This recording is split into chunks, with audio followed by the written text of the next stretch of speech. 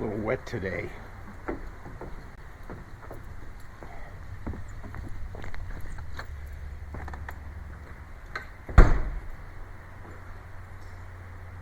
Oh boy, another rainy, cold day. Hey cats, welcome to the man cave today.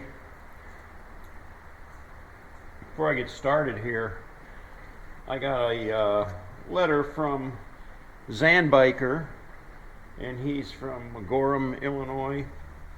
Sent me his decals. Thank you very much. I appreciate it, Mike.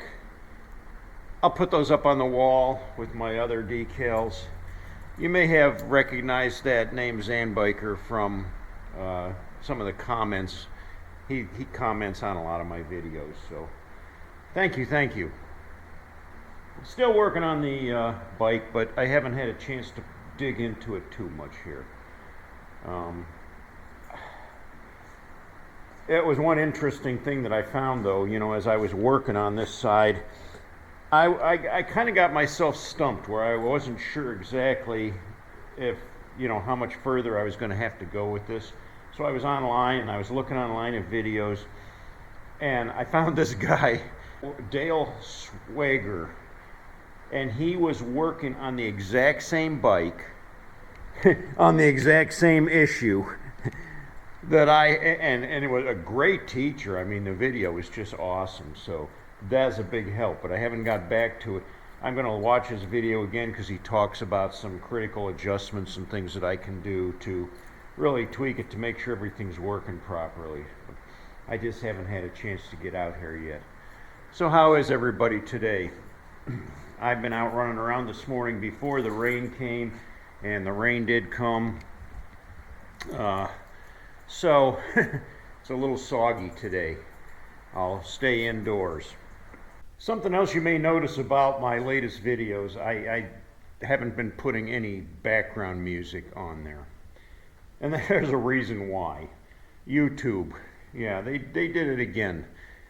They changed their policies again. So it's been for the longest time on my creator channel, on my creator page that I can go to as a YouTube creator. They had a library of hundreds and hundreds of royalty-free tunes that you could use on your video. With, you know, didn't have to pay anything for them. You didn't have to worry about any legal complications or anything. It was just free to use as you wanted to. And so that's the music I've been using. So it's kind of like computer-generated music. It's not like mainstream music or anything. In the past, some of my original videos, I had used, say, like ZZ Top, and I'd get pinged on it. I get a notification that would say, you know, you're in copyright infringement because you used ZZ Top, and you know, that's property of Columbia Records, and from now on, any monetization or any money you may earn on this video is going to Columbia Records. You know, I don't want to do that anymore. You know, I work hard to make these videos. I'm not giving my money away to Columbia Records or anybody else. Well, anyway, YouTube changed their library of free, royalty-free music. Now you got to pay for the music. You know, they want you to pay $1.99, 99 cents or whatever for a tune. Basically, you're purchasing a license to use that tune. Now, it doesn't sound like a lot of money, but it's a license that you're purchasing. And those licenses expire. So let's just say the license was good for 6 months. And my video is online for, you know, all my videos are still on my channel for years. You can go back 10 years or more on my channel and see old videos. What if there's a song on one of those? You know, am I going to get a copyright infringement on that because my license expired? So I'm just so frustrated with the whole thing. So right now, no music on my videos because I don't want to end up getting into some legal tangle, and I'm not about to pay YouTube or Google any of my money just to put one of their goofy little computer-generated tunes on my video. Maybe I'll come up with something later. I know there's a lot of different options to using music, and I'm not really savvy about all of that kind of thing. I just like to keep it simple. And it even gets even worse because if I'm like at a mall or a festival or something, and there's music playing over the speaker, and the computer recognizes the song, bang, they ping me on it. Yeah. So it just gets crazier and crazier. Anyway, that's why there's no more music on my videos. You know, I was considering the other day how many times other people have influenced me and changed the path of my life as a result of hanging around or being around people. I think they call that peer pressure. You know, when you're around your peers, your friends, your club members or whatever, you tend to be influenced by them. And I think that's easy to be said in a motorcycle club, a motorcycle group, an organization. And I don't think it matters which club or group you're in. And I'm not pointing out any particular club. I think all of them can pretty much pertain to the same. So, you know, we're not affiliating this with any club, any organization, any chapter, any charter, any group, whatever you want to call them. But when you're a member of one of these organizations, you tend to be influenced by them. The sad thing is that sometimes you can be led down the wrong trail in life. And I have had to ask myself at one point or another, is this what I want to do? Is this the direction that I want to go? And, you know, in my situation, the answer was no. But sometimes that's a hard decision to make. You know, let's say you're a member of a motorcycle club. And you got all your buddies, your brothers, your compadres there. And you love these guys. I mean, you spend a lot of time with them. You've been riding on the road with them a lot. They're pretty much a bunch of good guys. But, you know, sometimes it only takes one bad apple. You know, say there's one guy in there and he says, hey, you know, I want to do something a little crooked here. You don't mind, do you? Well, what do? You know, I mean, this guy's been your buddy, he's been your friend, and it's easy just to go, yeah, whatever, you know, I'll go along with this time. You know, it could be anything from A to Z. I mean, it could be dealing with weapons, it could be selling drugs, it could just be something more simple as stopping at a bar and having a few beers. But those are things that you can be persuaded into from your peers, the people that you're hanging with. You love them, you know them, you trust them, and they don't always do good for you.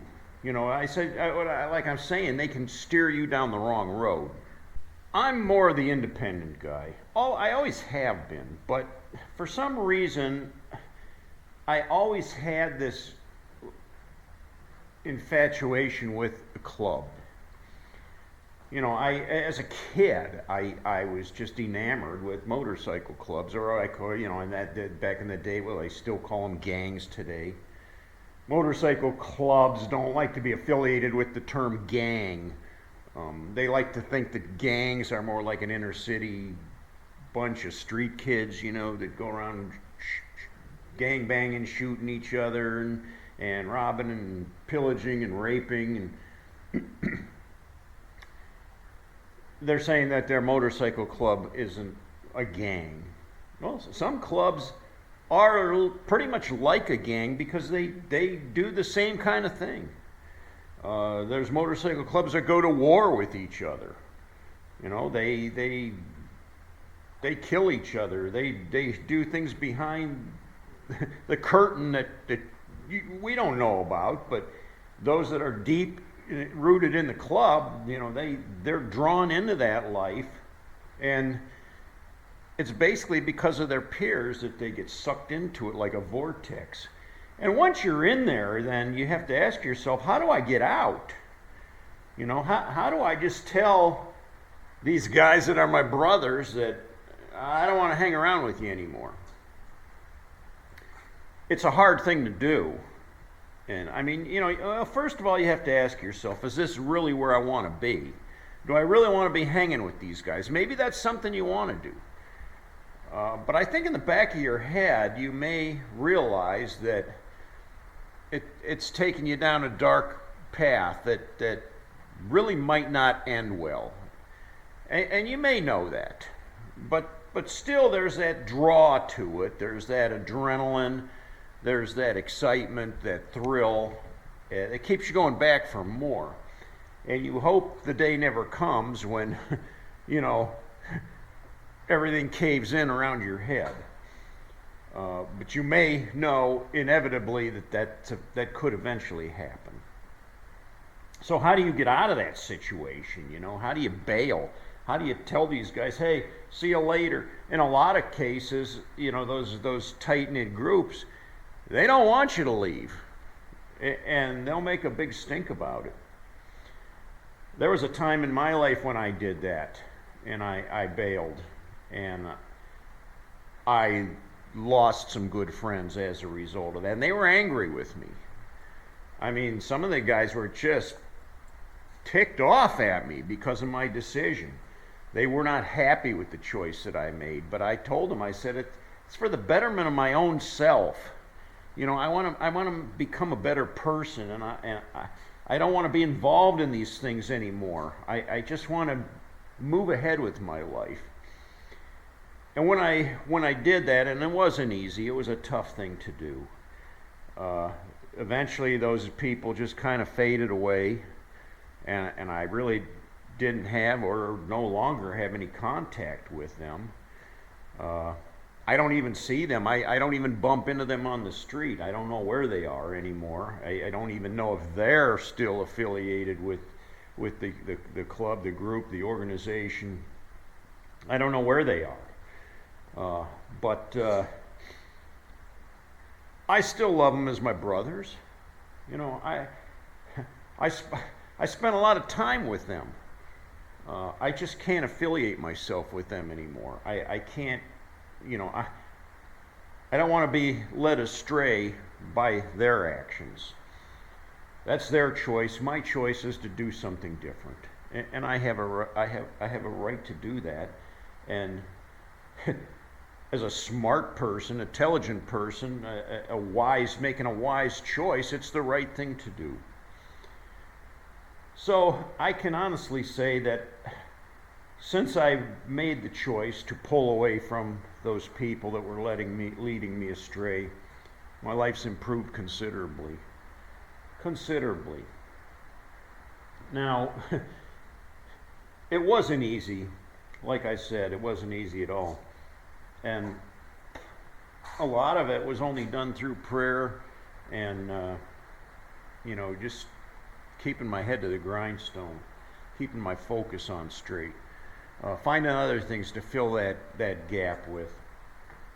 So now here I am, very independent, very by myself, very alone. You guys know it's been almost 4 months now since I lost my wife, so that leaves me pretty much here by myself.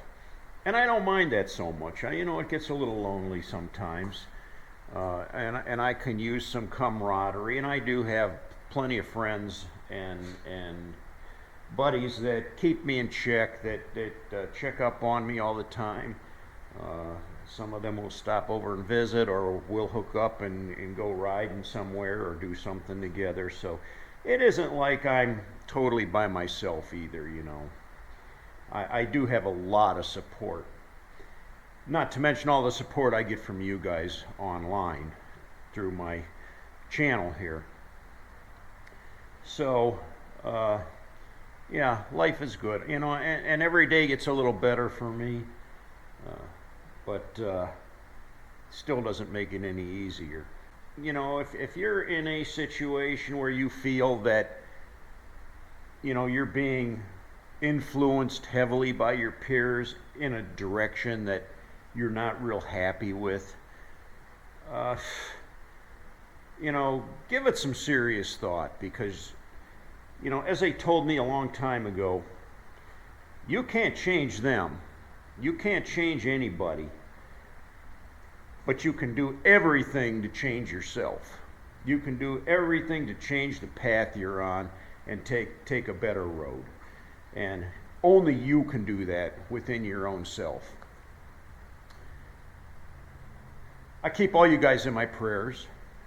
I pray for those of you that are hurting, those of you that are in poor health, those of you that have lost loved ones such as me, that are mourning, that are in grief, those that are just struggling through life. I pray for all you guys. Thanks for watching. If you like my video, give me a thumbs up and please subscribe and continue to join us on this ride. Until next time, cats, ride hard and die free.